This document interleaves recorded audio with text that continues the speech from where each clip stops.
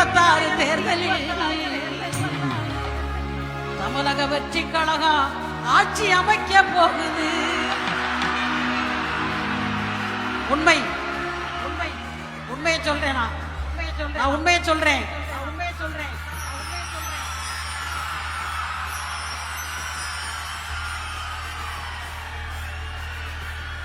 நான் அறிந்த உண்மை.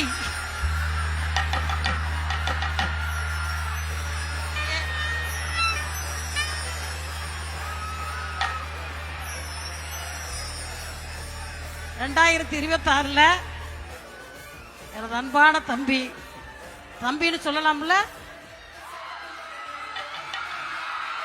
அற்புதமாக அரியசனத்தில் அமர போறீங்க. அது நடக்க போகுது.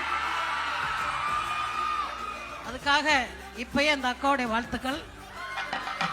2026 தேர்தலில்